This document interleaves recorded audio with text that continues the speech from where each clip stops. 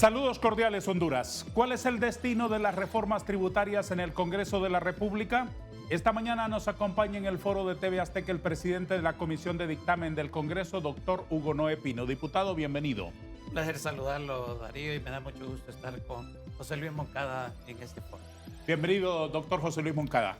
Darío, muy buenos días, gracias por invitarme en compañía de Hugo Noé. Esperamos aclarar muchos aspectos sobre esta ley o proyecto de ley. Les agradezco mucho. ¿Cuál es la visión que usted tiene sobre la esencia de las reformas tributarias enviadas al Congreso, doctor Noé?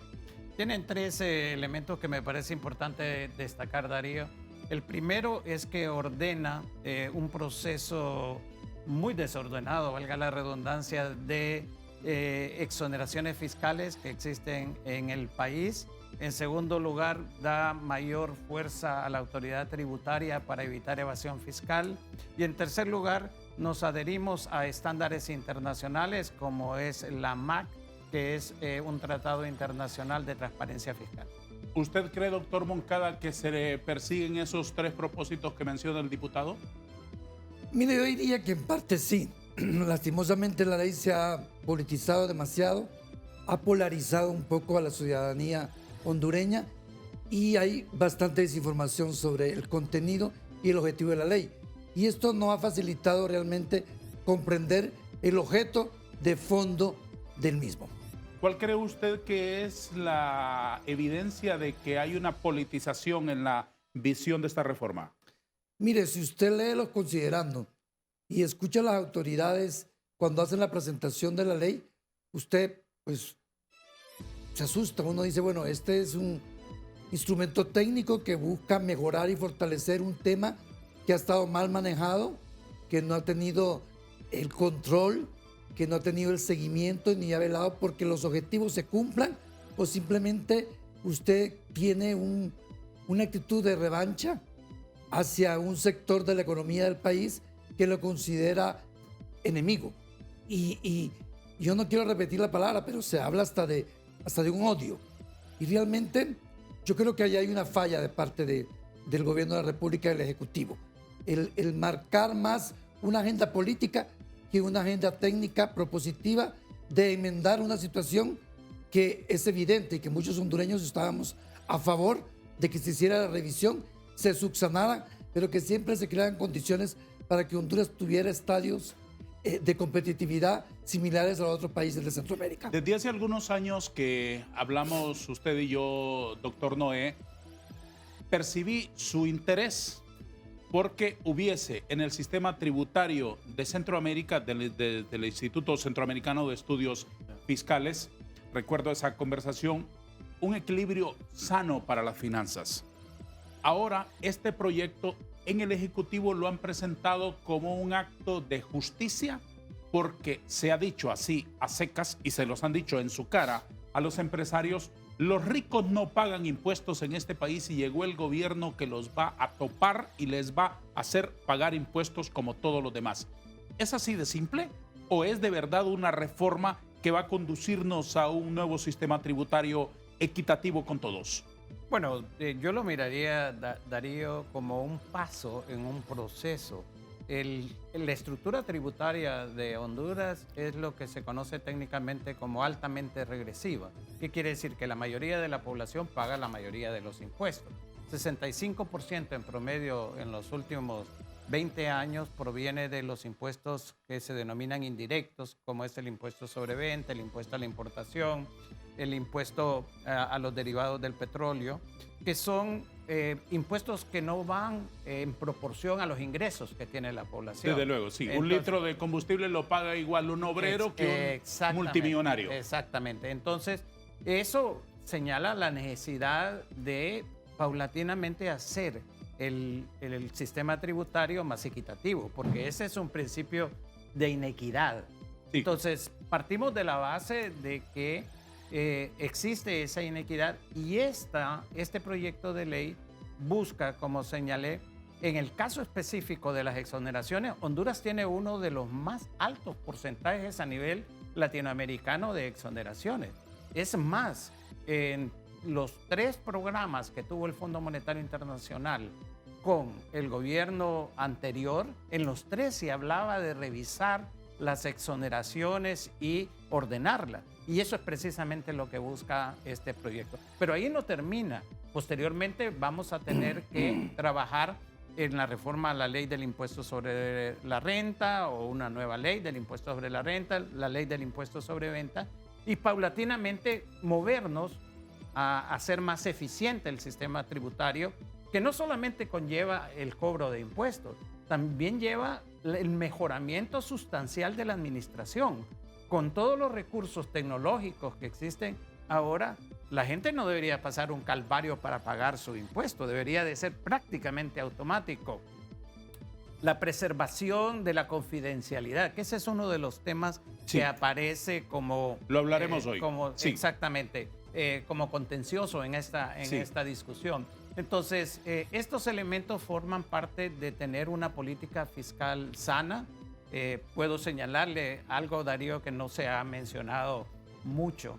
Realmente el presupuesto, el déficit fiscal el año pasado del sector público fue casi cero, realmente. La disciplina fiscal se está manteniendo. Yo he escuchado a las autoridades tributarias que fueron a la reciente reunión del fondo, que los han felicitado por el manejo fiscal, como se está dando.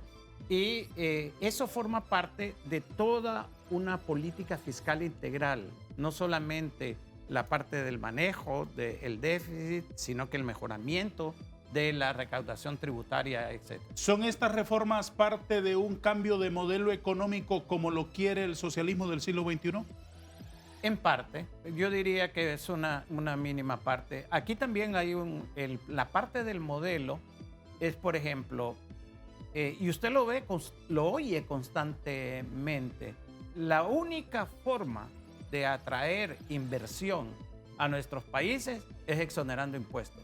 Eso no puede ser. Eso lo venimos oyendo desde posterior a la independencia, con la explotación minera, luego con el enclave bananero, luego con el mercado común centroamericano, luego con las políticas neoliberales. Entonces, si no son los incentivos, si no son las exoneraciones, si no son esos tratamientos especiales, ¿cómo se atrae la inversión? Haciendo cambios estructurales en educación, haciendo cambios estructurales en la administración de justicia, haciendo cambios estructurales en la seguridad ciudadana. Todos esos elementos son mucho más importantes que un país tenga incentivos tributarios. Y le pongo el ejemplo específico. El 62% de las inversiones en Centroamérica van a Costa Rica y a Panamá. ¿Por qué? No es porque tienen más incentivos tributarios que nuestros países. Honduras es el segundo país que más incentivos tributarios tiene. Lo tiene porque tiene esas características que le permiten atraer inversión. ¿Está usted de acuerdo con esa visión, doctor Moncada? Mire, yo creo que los incentivos fiscales son parte de un paquete de atractivos para la inversión y juegan un papel importante en la toma de decisión de cualquier inversionista que venga a la región. Es decir, indiscutiblemente tiene que tener otras condiciones como talento humano, como logística, como costos de energía, como seguridad jurídica, que es un aspecto sumamente importante en este papel. Pero Darío, mire, escuchando a Hugo, lo que a mí me parece es que él particularmente tiene una visión que yo comparto, en que el gobierno hubiera hecho un planteamiento de una reforma estructural en el tema fiscal, completo, a revisar todas las leyes correspondientes, incluyendo el tema de las exoneraciones y tratamientos especiales, de manera de crear un paquete que fuera robusto, que fuera claro, que fuera transparente y que generara realmente esa transformación tributaria progresiva que él habla y que yo estoy de acuerdo. Pero en este momento, en que Honduras tiene una inversión extranjera neta bastante baja, donde nosotros tenemos que mantener la economía del país en condiciones globales muy difíciles, lanzar un proyecto como se lanzó 2 meses antes de que ingresara al Congreso, que para mí fue un tema de un costo bastante alto, porque la expectativa y la incertidumbre se comenzó a crear sin que el documento haya entrado al Congreso. Y lo que hizo con muchos inversionistas es parar o detener la inversión. Así que aquí, en mi criterio, ha faltado estrategia, se ha politizado y polarizado mucho un tema trascendental para el país y se ha desinformado. Así como está planteado, ¿se perderán empleos y competitividad? Mire, sí, leyendo bien el proyecto de ley, los artículos 13, 15 y 18 establecen claramente que los derechos adquiridos en los 13 regímenes van a permanecer y se van a respetar los mismos. El tema es que en el artículo 15, en su párrafo final, dice que eso se podrá suspender por definición o una resolución de la Secretaría de Finanzas. Es decir, Darío, que usted tiene un beneficio que le abarca a 2040, por decir. Usted tiene que ir cada año a renovar esta autorización. Pero así como está planteado, usted va y solicita, la Secretaría de Finanzas le puede decir, no, no le vamos a otorgar por estas condiciones. Lo que yo no comparto es que el proyecto de ley no establece cuáles son las condiciones. Si bien cierto, servirá para depurar los abusos, que yo estoy de acuerdo y creo que usted también y Hugo también, hay empresarios que sí han utilizado y tienen un efecto total en beneficio de la economía del país. Mire el caso del querosén. La ley de energía establece una exoneración del impuesto de venta del querosén. Si usted sigue y le quita ese beneficio, ese impuesto va a afectar en la generación de energía, va a afectar en la producción de maquila, que usa mucho querosén, va a afectar también en lo que es la energía solar, porque todo ese equipo está exonerado de ese impuesto, pero usted se lo está retirando. Inmediatamente cualquier fábrica pequeña que tiene ese beneficio y se le quita, ¿a dónde va a trasladar ese costo? Al usuario, al producto final, ¿verdad? Entonces sí va a haber un efecto. Yo esperaría que esa colita del artículo 15 tuviera algún alcance un poco más amplio y más concreto, de que se sostengan esos beneficios a los empresarios o a los grupos que lo han utilizado en forma correcta. ¿Por qué dice usted que no se pierden puestos de trabajo ni competitividad con las reformas tributarias, diputado? Porque Darío lo que hace específicamente este decreto es ordenar las exoneraciones como lo manifesté antes. Muchos de los regímenes actuales, que son 11, pasan a ser 2 para las nuevas inversiones. Pero sin embargo, el caso de las zonas libres está hasta el 2047. Todos esos derechos se respetan. Ahora, lo que decía José Luis... Se respetan, pero se van a revisar anualmente con la potencialidad de que Finanzas se los elimine. No, pero es que sí, pero y es que esa capacidad la tiene que tener Finanzas. ¿Por qué? Porque si usted da por un periodo largo de tiempo y usted encuentra anualmente de que esas inversiones no están alcanzando realmente los resultados que usted propuso en su política económica. O hay anomalías. O hay abusos. Ajá. Puede ser que no haya anomalía, pero por ejemplo, usted está creando empleo. El objetivo de la autoridad es crear empleo. Y de repente usted mira que le está exonerando 2.000 millones de lempiras, por ejemplo, para crear 25 empleos, entonces ahí no está cumpliendo realmente su función. Entonces, eso tiene que estarlo evaluando constantemente la autoridad. Eso así es en todas las partes del mundo en donde se dan exoneraciones y para evitar los abusos. Pero obviamente esa evaluación y ese dictamen posterior para decir, muy bien señor, lo está haciendo bien, continúe con el régimen, sí, tiene que estar normado. Eso claro, no puede ser a un criterio a libre albedrío, sí, al buen humor del que se levantó el funcionario o a la mala voluntad que le tenga a cierto sector de los inversionistas. Darío, usted lo conoce muy bien porque usted ha sido parte del Congreso. Muchas de las cosas van en los reglamentos, no van en las leyes. Desde luego. Entonces, eso lo que usted tiene que establecer es el reglamento por el cual a través debe de seguir la Secretaría de Finanzas los criterios específicos. Yo estoy totalmente de acuerdo con usted.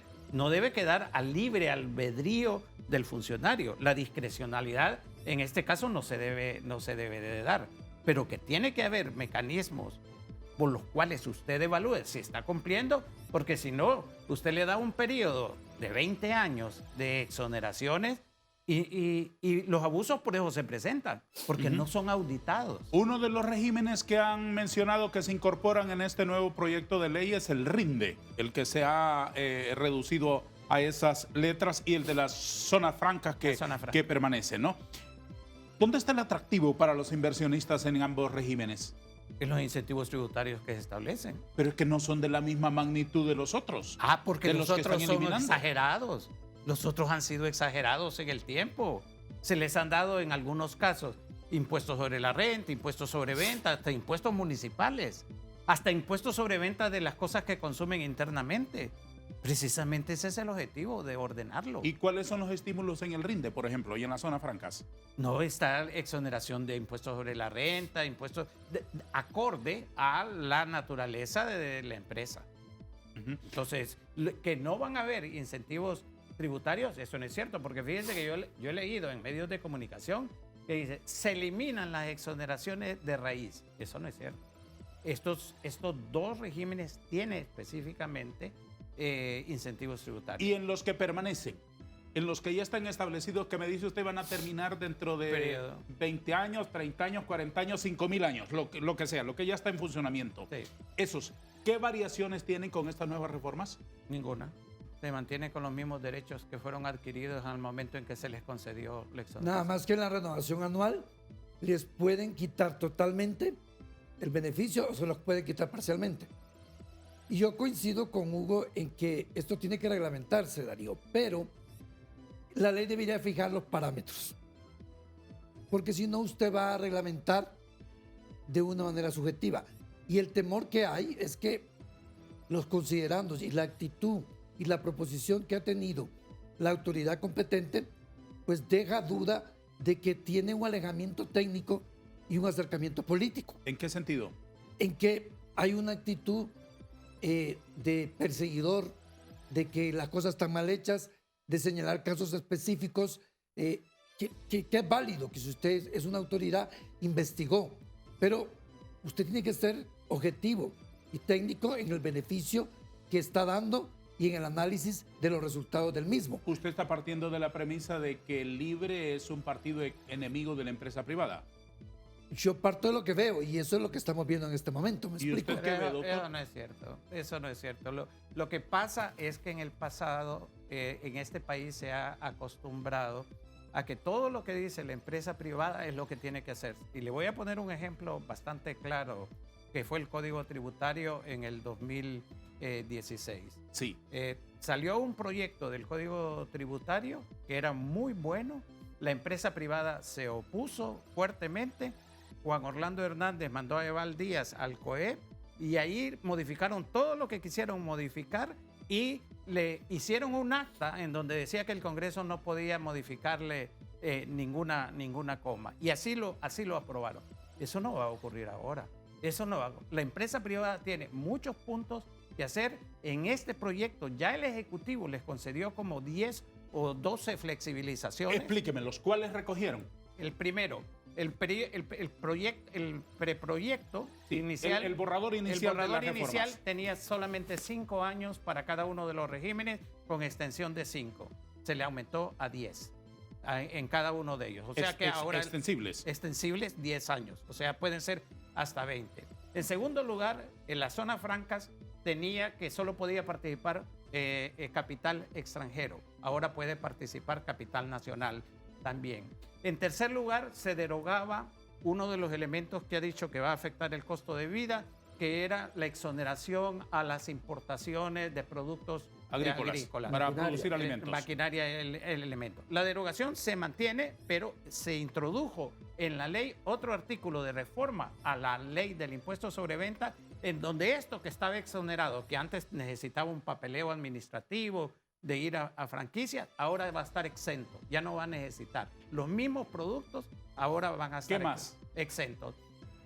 Estaba el aspecto del secreto bancario, se va a establecer un protocolo específico que obviamente se va a contar con la participación del sector privado. Hay como 12 o 15, algunos se me van ahora de la Sí, mente. sí. Observaciones Observaciones del sector privado del sector que fueron recogidos en el proyecto que ya llegó al Congreso. Que ya llegó al Congreso, ya está. El Consejo Hondureño de la Empresa Privada no opina lo mismo que usted, diputado. Ha Sí, dicho, sí, pero- ha dicho, no, estamos de acuerdo, sí, sí. pero lo que quiero matizar es lo siguiente. Ha dicho, cuando se cerraron esos periodos de presuntas negociaciones entre el sector privado y el gobierno de la República, que incluso le llevó a República Dominicana a hacer reuniones y todo lo demás, han dicho que esta es una ley que destruye empleo y es una ley que destruye capacidad de competitividad. Esa es la última palabra con la que el sector privado se ha referido a este proyecto ante la sociedad hondureña. Eso me da la impresión que no los dejó satisfechos en lo que recogió el Ejecutivo para llevarles al Congreso. ¿Cuál es su parecer? De que es una percepción y es una posición en la cual dice, si ustedes no me incorporan todos los cambios que yo pido, entonces no ha habido socialización. Es una percepción, es una posición totalmente equivocada. ¿Qué va a ocurrir en el Congreso? Se lo preguntaremos después de una pausa al diputado presidente de la Comisión de Dictamen. Un minuto para la publicidad.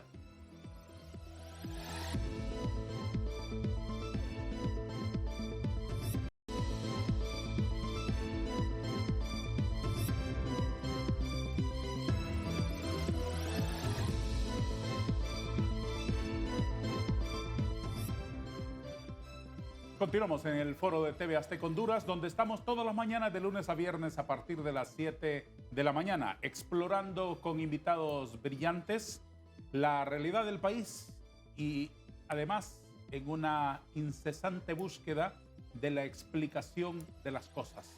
¿Por qué pasan las cosas? Este es Periodismo Interpretativo en TV Azteca cada mañana para ustedes. Converso con el presidente de la Comisión de Dictamen de las Reformas Tributarias en el Congreso, el doctor Hugo Rolando Noé, y con el especialista en finanzas, el doctor José Luis Moncada, expresidente de la Comisión Nacional de Bancas y Seguros. ¿Se perderá competitividad con las reformas tributarias, doctor Noé? Eso es uno de los elementos que vamos a analizar muy a fondo en la comisión dictaminadora. Tenemos entre los invitados a las audiencias que están programadas para las próximas 2 semanas al Instituto Centroamericano de Estudios Fiscales, que acaba de publicar un documento sobre incentivos tributarios en Centroamérica. La conclusión preliminar es de que no se pierde competitividad realmente, pero queremos ver los detalles de tal forma de que no solamente la comisión dictaminadora, sino que también la sociedad en general. Recuerde, Darío, que las audiencias que están programadas van a ser televisadas por Canal 20, el canal del Congreso Nacional. Queremos darle un acceso bastante amplio a la población, a las discusiones que se van a tener en el marco de la comisión. Doctor Moncada, usted leyó el documento final que llegó al Congreso. ¿A su juicio recoge las inquietudes del sector privado? Mire, en parte sí, pero los artículos que le mencioné, el 13, el 15, el 18, el 20, el 21, que tienen que ver en el traspaso o adhesión a los dos nuevos regímenes, tienen todavía, a mi criterio, y un análisis que he hecho con un grupo de economistas y abogados, tiene mucha incertidumbre y mucha subjetividad a la autoridad. Y esto, en cierta medida, a veces se da. Lo que sucede es que el discurso político crea esa incertidumbre, ese temor. Es decir, cuando usted lanza un proyecto de ley de esta envergadura y usted, Darío, léelo considerando y escucha a las autoridades, y luego lee el contenido, a usted le quedan muchas dudas. Entonces usted lo que quiere es un articulado con mayor certeza, con mayor claridad, que si se va a hacer esto, es bajo estos parámetros y bajo estas condiciones. Hablemos algunos minutos entonces de aspectos específicos de las reformas para poder entender de qué se trata y si se está trabajando en esa misma dirección. Por ejemplo, doctor, ¿por qué se quiere eliminar en estas reformas la renta territorial? Si este país no es exportador de capitales, por ejemplo. Primero porque renta mundial la tuvo Honduras hasta el 2000, hasta comienzos del 2017, por mucho tiempo. Y fue eliminado precisamente en el marco de esas reuniones que tuvo el COEP con Eval Díaz y que en la mayor parte de los países a nivel mundial se adopta la renta mundial como un criterio de evaluación tributaria. Este es un elemento técnico, este es un estándar internacional y por lo tanto no debe de ser motivo de sorpresa que estemos reparando algo que se hizo en el marco de una negociación política. Otro asunto, ¿van a dinamitar el secreto bancario? No, en ningún momento. Fíjese que yo lo pondría en otro sentido. Lo pondría en el sentido, ¿debe la autoridad tributaria tener acceso directo a información que le permita cruzar información en sus investigaciones? A esa pregunta, la respuesta unánime en esta sala va a ser sí. Pues ese es lo que lleva el... Pero ya existe, diputado, en el artículo 72 del Código Tributario pueden hacerse investigaciones individualizadas para contribuyentes sobre los cuales la autoridad tributaria tenga sospechas de que no le está jugando limpio. Pero tiene que pasar a través de un juez y eso no Bueno, es que posible. debe haber un trámite. No, pero ese no es el estándar internacional. A través de un juez, usted está alterando la esencia de la autoridad tributaria. Definitivamente. Pero es que es un asunto delicadísimo. No es como preguntarle, vamos a ver, don Hugo Noé, ¿cómo le gusta a usted el café? Que ahora me estoy enterando que a usted le gusta el café sin azúcar. Sí. No es así de simple. Es un asunto de mayor calado porque conlleva seguridad jurídica, conlleva confianza, conlleva seriedad en la institucionalidad que hasta ahora, usted lo sabe mejor que yo, no la hemos tenido en Honduras. Pero mire, precisamente eso, ese es el punto. Yo lo que noto en muchas apreciaciones sobre los artículos es desconfianza hacia el Estado. Pero lo que tenemos que construir es institucionalidad. Y eso pasa por las leyes, definitivamente. Y aquí no se está inventando el agua caliente. En todos los países del mundo, la autoridad tributaria tiene acceso directo a información. Aquí también. Pero no de esa forma indirecta, a través de un juez. En los demás países lo hace directamente. Mucha gente utiliza Estados Unidos. El IRS en Estados Unidos tiene una participación. No tiene que pasar por un juez para ir a solicitarle a una institución financiera información. Y ese es uno de los puntos. Además, le voy a señalar lo siguiente.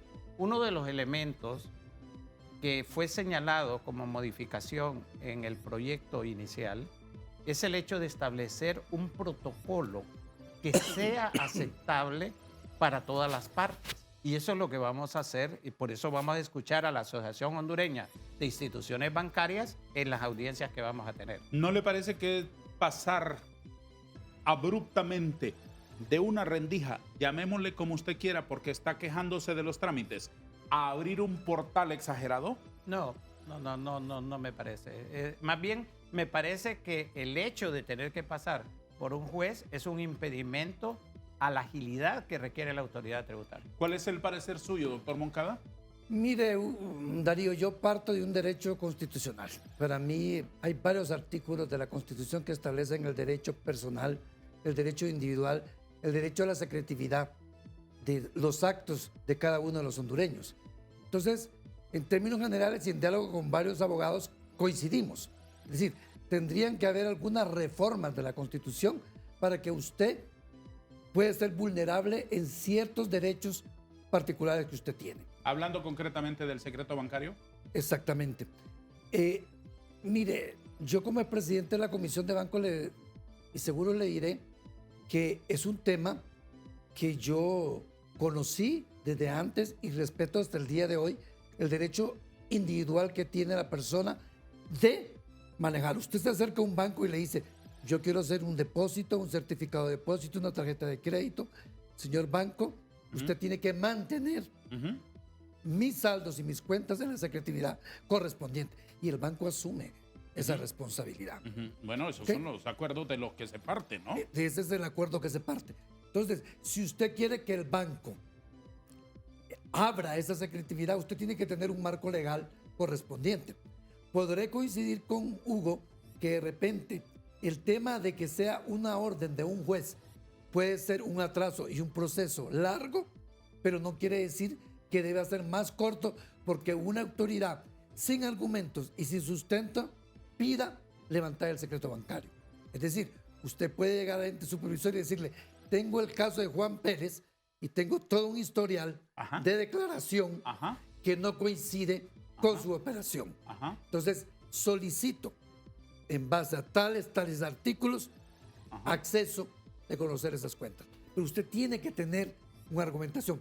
Yo me puse a leer la ley de Chile, la ley de Colombia, la ley de México, y es todo un proceso, Darío. Es decir, porque yo entiendo el papel de la SAR y de la entidad especializada en cualquier país. Investigar que no haya ese tipo de evasión y que usted pueda cruzar información, pero con la secretividad, los argumentos y los sustentos correspondientes, por un lado. Por otro lado, Hugo hablaba un poco de la confianza.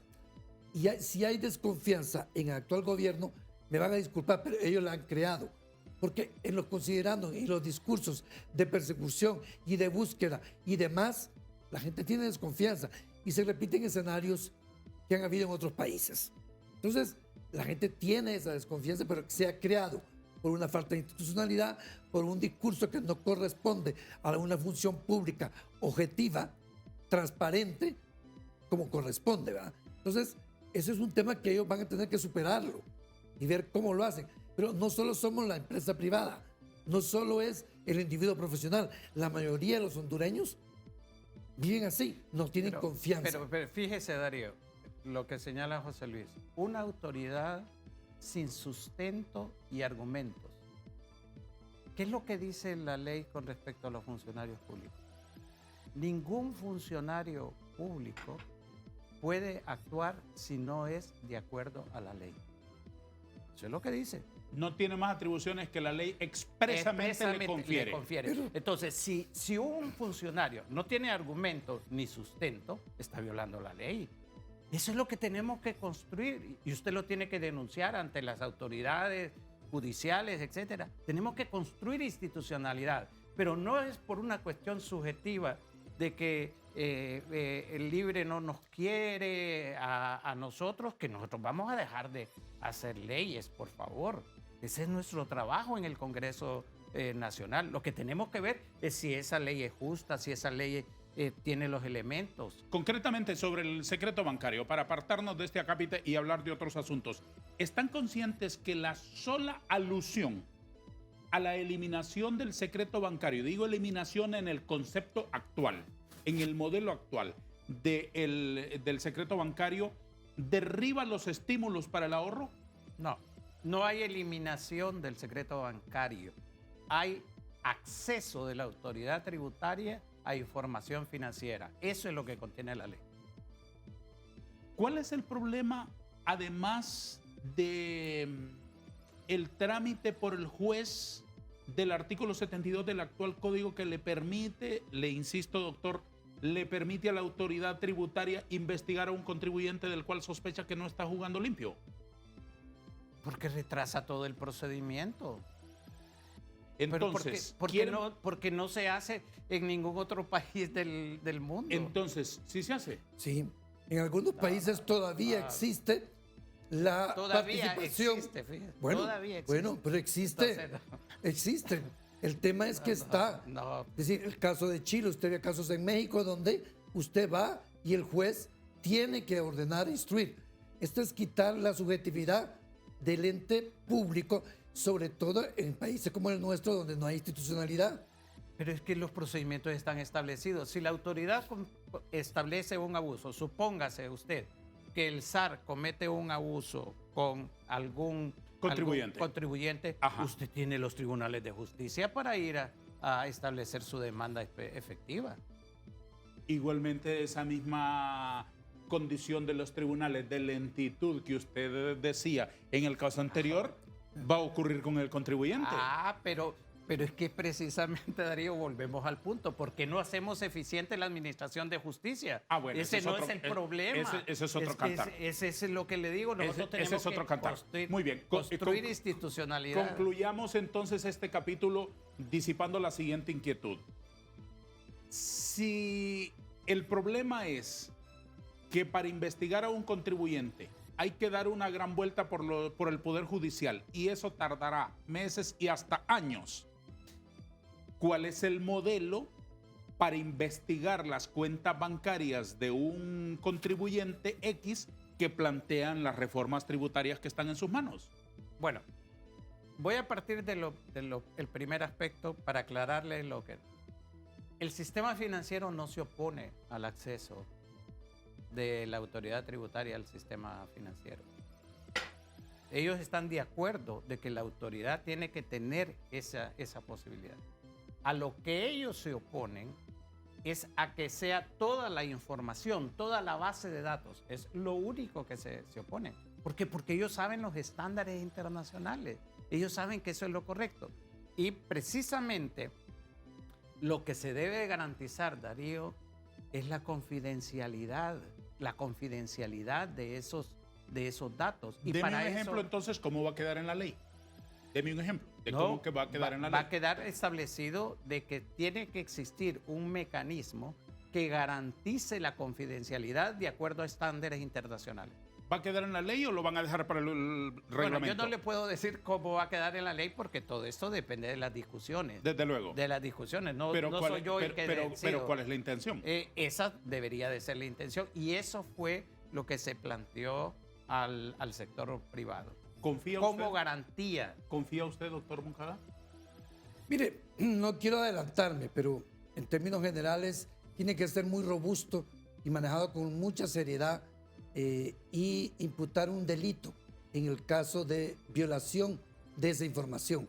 Es decir, el funcionario público que tenga la información tiene que reservarla como corresponde y tiene que haber una culpabilidad clara y precisa, porque si no, Totalmente pues, de acuerdo. eso es un tema que nos afecta a todos. Mire, yo le puedo preguntar a Hugo ahorita, Hugo, ¿en qué banco tiene cuenta usted? Y se va a poner, ¿yo por qué tengo que decir? Sí. ¿Me explico? Solo con eso. No, y ni le hagan la Solo pregunta, con eso. y ni le hagan no la le pregunto pregunta, los porque saldos. sea legal o no sea legal, en este caso, usted y yo tendríamos que romper a llorar si este hombre nos cuenta sus No, hombre. sus ¿Usted cree? condiciones. ¿Usted cree? Yo no creo eso. Bueno, Hugo, usted no, Hugo es un buen economista. Por esos calcetines que lleva usted, Ah, y esta yo corbata. creo que usted sí nos Y gana. esta corbata. Usted sí nos gana por goleada. Con esos preciosos calcetines a juego con la corbata. Pero ese es muy importante lo que dice José Luis y estoy totalmente de acuerdo. Vamos a ver. Inclusive hay un artículo. Usted sabe que la reforma planteada son 4 decretos. Sí. Uno de la Ley de Justicia Tributaria, que es la que hemos estado refiriendo en su mayor parte. Sí. Luego viene la adhesión a este Tratado Internacional de Transparencia Fiscal. Luego reformas constitucionales y luego lo que se denomina del beneficiario final. En una de estas leyes, en la última de beneficiario final, se establece que cualquier funcionario de la Secretaría de Finanzas, del SAR, de aduanas, que dé información sobre aspectos confidenciales será responsable civil, administrativo y penalmente ante el país. Entonces, se está introduciendo un elemento porque sí, en eso yo estoy 100% de acuerdo, Darío, que si ese acceso de la autoridad tributaria a la información Es por la libre y sin ningún margen. no, se tiene que tener toda la estructura que garantice que eso solo se va a utilizar esa información. ¿Sabe qué me dijo un empresario? Que ese es uno de los problemas. No, es que quieren tener acceso para utilizarlo políticamente. O como extorsión. Por eso, pero eso es la parte subjetiva. Eso es lo que considera que... Pero nosotros no podemos hacer leyes basadas en supuestos. Nosotros tenemos que hacer leyes garantizando de que esa información, primero, de que la autoridad tributaria tenga acceso a la información y segundo, que esa información sea estrictamente confidencial. Compártanos, diputado Noé, ¿cuáles reformas constitucionales van de la mano con estas reformas tributarias? Bueno, una de ellas que ha generado bastante discusión en el Congreso es en donde se señala que se prohíben las regularizaciones tributarias y también las amnistías. Y ha creado bastante discusión porque una de las atribuciones del Congreso Nacional precisamente es crear impuestos Y, bueno, usted lo conoce, crear, reformar o suprimir impuestos o modificar. Entonces, pareciera que ahí hay una parte legal que hay que dar. El otro aspecto es la introducción del concepto de progresividad dentro de la Constitución, porque la Constitución solo habla de que el sistema tributario debe ser proporcional, etcétera, y progresividad pues implica un elemento adicional. Ahora, tengo que serle sincero, Darío, ahí si para alcanzar los 65 votos de la ley estamos haciendo un esfuerzo muy importante, para alcanzar 86 va a estar más complejo. Muy complicado. Va a estar más complejo. Muy bien. Otro aspecto. ¿Cuál es la senda, y específicamente sobre esto, cuál es la senda que usted atisba de las reformas en el Congreso que no tiene mayorías simples? Me lo responde después de una pausa, ¿le parece? ¿Cómo no? El último segmento del foro de esta mañana está para no perdérselo. Siga aquí, por favor, en TV Azteca Honduras, más cerca de ti.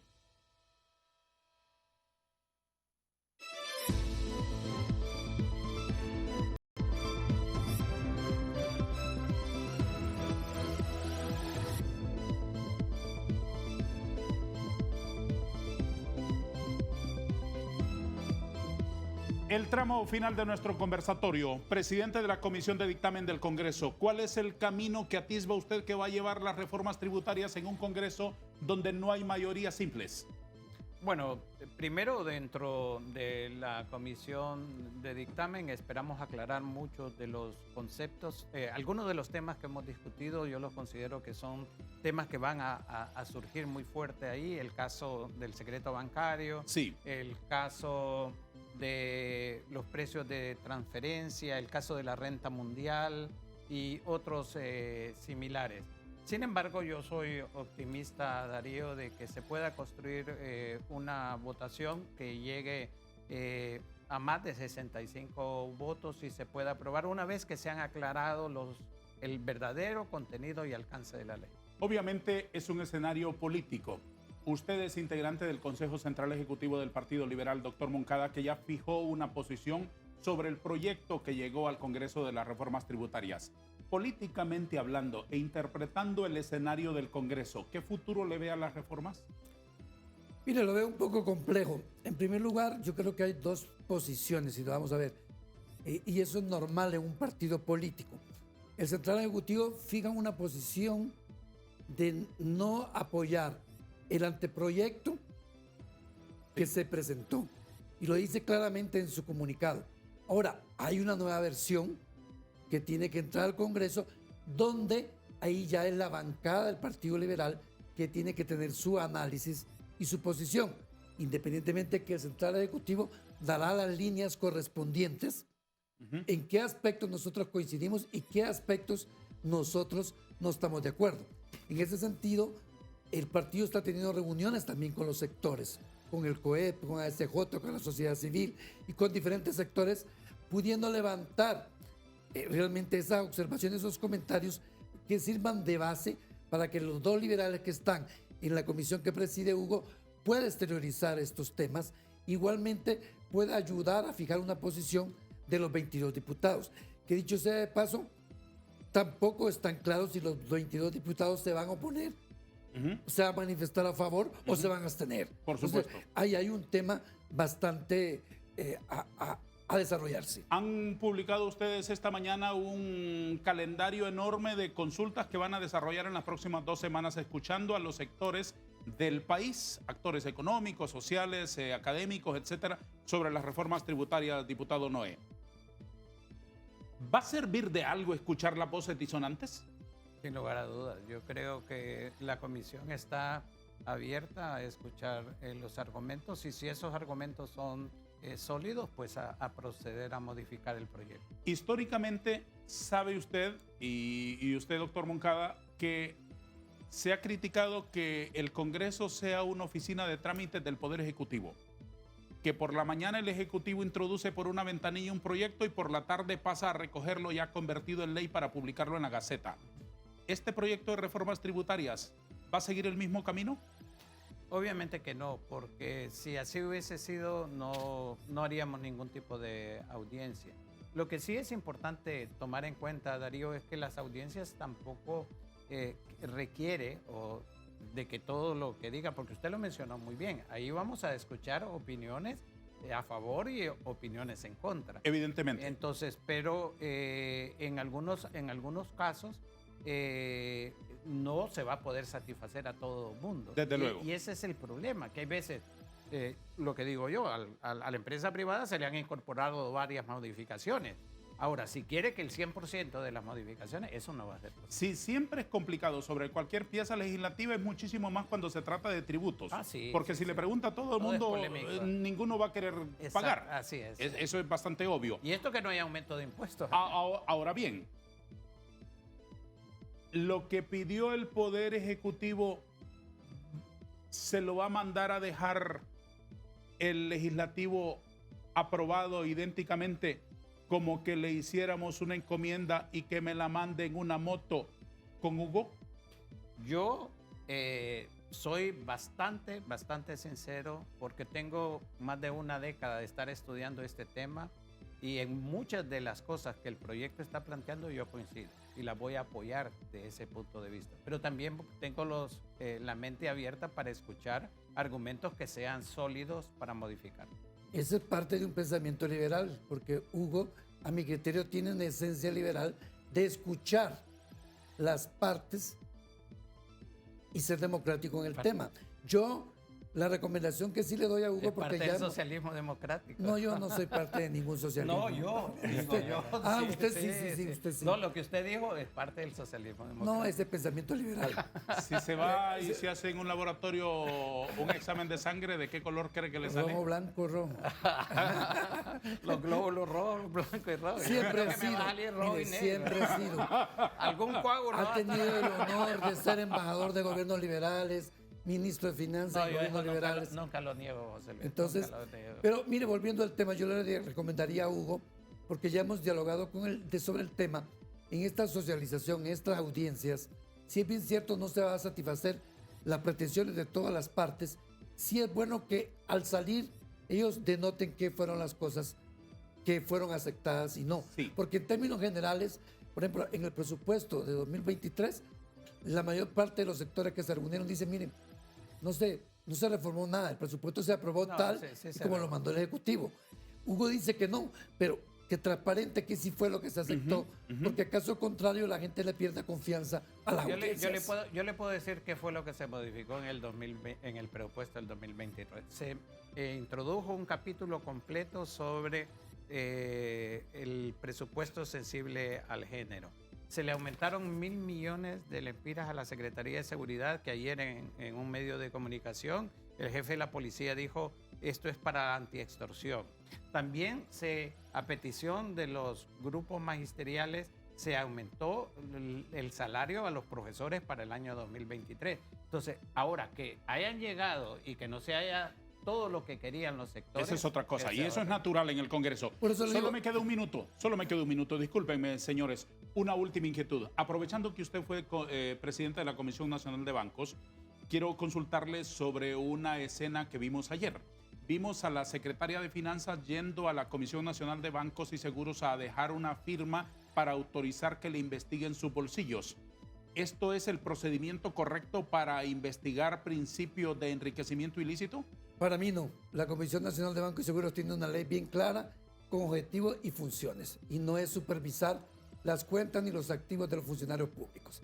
Así que para mí eso está restándole institucionalidad y robustez a la Comisión Nacional de Bancos y Seguros y politizándola de una manera que no corresponde, existiendo un tribunal como existe correspondiente. Doctor, Tribunal de Cuentas. Noé, una última pregunta. Lo que ustedes van a hacer ahora es escuchar académicos, entendidos, especialistas, pero también grupos de interés. Y una reforma tributaria tiene esa particularidad. Toca grupos de interés. Evidentemente, por encima de todos esos intereses particulares está el interés del país. Y eso es lo que los ciudadanos quisiéramos ver que ustedes defienden. ¿A qué se compromete? No, me comprometo a escuchar atentamente las posiciones que tengan los diferentes grupos y actuar en función del interés colectivo. A mí no me priva más como profesional de la economía, como ciudadano y como representante de la población que me eligió al Congreso Nacional, de velar por los intereses colectivos. Les agradezco su presencia con nosotros esta mañana. Ha sido muy enriquecedor para todos los espectadores. ¿Va a ir el fin de semana a Londres a la coronación del rey Carlos? Ya me excusé. No puedo ir. Me excusé. Estoy mal, enfermo. No quiero contaminar ahí. Le pedí que me pasara la invitación a mí y me dijo Es que era personal, personal e intransferible. Ah, muy bien. Entonces me quedo. En Voy Talanga. A Talanga, sí. El fin de semana. El fin de semana. Muy bien. Vamos a entonces a divertirnos con la selfie desde el otro lado del Así charco. es, así es. Gracias, señores. Que tengan un buen día. Gracias. A todos ustedes también. Gracias. Adiós.